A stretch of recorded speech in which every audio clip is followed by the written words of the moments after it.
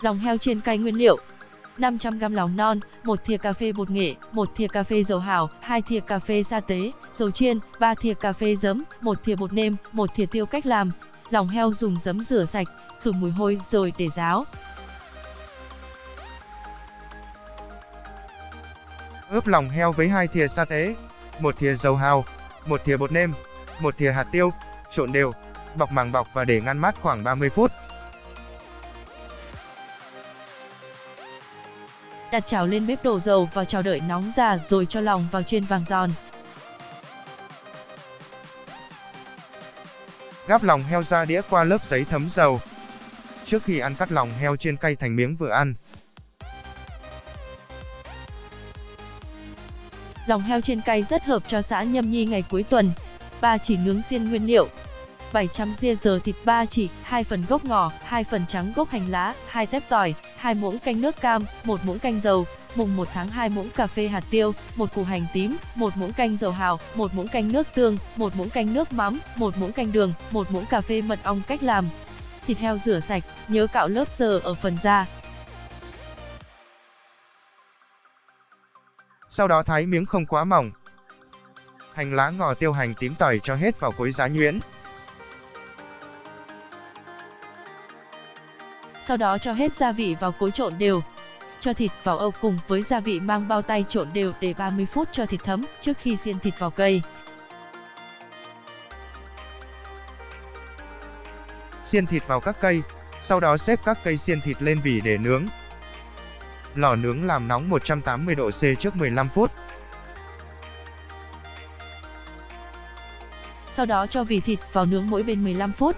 Quan sát thấy thịt vàng đều là được. Tắt lò, lấy vỉ thịt ra. Nếu nhà bạn nào không có lò nướng thì nướng bằng than hoa cũng được. Thịt xiên cho ra dĩa có xà lách, đồ chua và dưa leo. Món này ăn với bún rất ngon. Vịt nướng riềng mẻ nguyên liệu: 1 con vịt, 3 đến 4 thìa mẻ ngấu, 1 bát con riềng xay, nước mắm, mì chính, bột canh vừa đủ. Cách làm: vịt đem làm sạch, bóp với muối và giấm trắng để khử mùi hôi.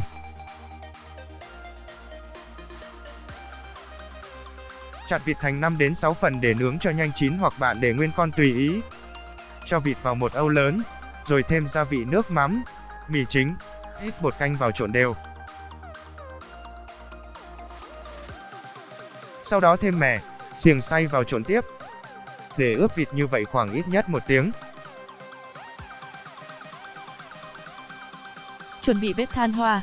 Dùng cọ phết dầu ăn lên vỉ nướng vịt để khi nướng vịt không bị dính chặt vào vỉ. Lần lượt xếp vịt lên vỉ.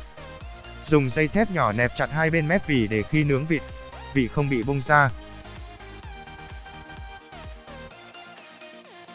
Sau khi đã chuẩn bị xong bếp than hoa, xếp vỉ vịt lên trên bếp, rồi nướng.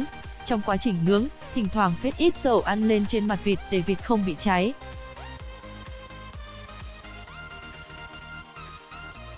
Lưu ý, trong quá trình nướng bếp than, nên để vịt cách mặt than khoảng 35 cm để tránh bụi. Không nên để than tập trung vào giữa bếp, như vậy sẽ làm vịt cháy, vì thế chỉ nên xếp than xung quanh bếp, còn ở giữa để một lớp mỏng, nhiệt độ của than ở xung quanh vẫn đủ làm cá ở giữa chín.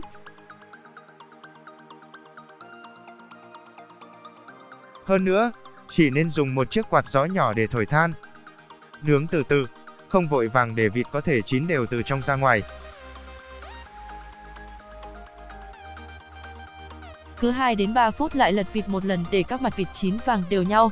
Khi vịt chín, lấy vịt nướng riềng mẻ xếp ra đĩa rồi chấm với xì dầu ăn nóng nhé. Vịt già cấy nguyên liệu: vịt xiêm con 1 đến 1,2 kg, 1 củ riềng, 1 củ tỏi, 1 nhánh gừng, 2 trái ớt, mắm tôm, mè, bột nghệ, muối, dầu ăn, bột nêm. Cách làm: vịt làm sạch, bóp với chút rượu, muối và gừng giã dập cho sạch. Rửa lại thật sạch, để ráo và cho lên bếp thui vàng. Xém các mặt. Sau đó chặt thành miếng vuông vừa ăn. Riêng cạo bỏ rễ. vỏ sau đó rửa sạch, sắt miếng rồi đem xay hoặc giã nhỏ. Tỏi bóc vỏ, rửa sạch, bằm nhỏ. Ớt rửa sạch, sắt nhỏ. Mẻ lọc qua dây lấy loại bỏ phần bã. Ướp thịt vịt với riềng, mẻ, mắm tôm và một thìa nhỏ bột nghệ để khoảng 30 đến 45 phút cho thịt vịt ngấm gia vị. Bắc nồi lên bếp, thêm một thìa dầu ăn. Dầu nóng già cho tỏi đã bằm nhỏ ở trên vào phi thơm. Tiếp đến cho thịt vịt đã ướp gia vị vào xào săn. Vịt săn, ngấm đều gia vị, thêm ít nước sôi vào đun nhỏ lửa đến khi nước cạn, vịt chín mềm. Nêm nếm cho vừa ăn là được. Vịt già cẩy ăn nóng cùng bún hoặc với cơm trắng rất ngon.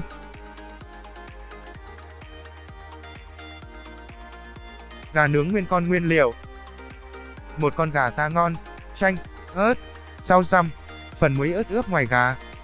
2 muỗng cà phê muối, 1 muỗng cà phê bột ngọt, xíu đường, vài trái ớt giá nhuyễn, phần ướp bên trong gà. 1 thìa canh đường, 1 muỗng cà phê bột ngọt, 1 muỗng cà phê ngũ vị hương, thìa canh dầu hào, 1 thìa canh nước mắm, 1 dầu màu điều, tỏi hành băm nhỏ, ít tiêu cho tất cả vào bát trộn đều. Cách làm. Bước 1. Sơ chế gà, gà mổ xong, rửa sạch. Đầu và chân để nguyên hoặc cắt ra, dùng tay bè hai bên đùi gà bè ra để dễ nướng và chín đều.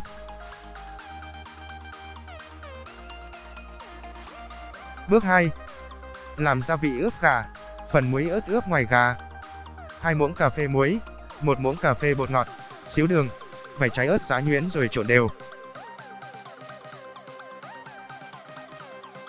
Phần ướp bên trong gà. 1 thìa canh đường, 1 muỗng cà phê bột ngọt, 1 muỗng cà phê ngũ vị hương, thìa canh dầu hào, 1 thìa canh nước mắm, 1 dầu màu điều, tỏi hành băm nhỏ, ít tiêu cho tất cả vào bát trộn đều. Bước 3. Ướp gà, thoa một lớp nước cốt chanh mỏng ở ngoài da gà, sau đó là một ít màu điều, cuối cùng là hỗn hợp muối ớt đã trộn bên trên cũng thoa đều. Phần nước ướp thì xoa đều bên trong bụng gà. Ướp gà trong vòng 1 tiếng. Bước 4. Nướng gà. Làm nóng lò nước trước vài phút rồi cho gà vào lò nướng ở nhiệt độ 170 độ C trong 50 phút. Lưu ý, tùy lò mà bạn có thể điều chỉnh nhiệt độ và thời gian cho thích hợp. Trong quá trình nướng, trở mặt gà cho chín đều. Bước 5. Làm nước chấm chờ gà chín thì làm nước chấm. Bạn có thể làm hai loại nước chấm dưới đây. Nước mắm, 2 thìa canh đường, ít tương ớt, 1 thìa canh nước mắm, cho vào nồi nấu sôi nhẹ rồi để nguội.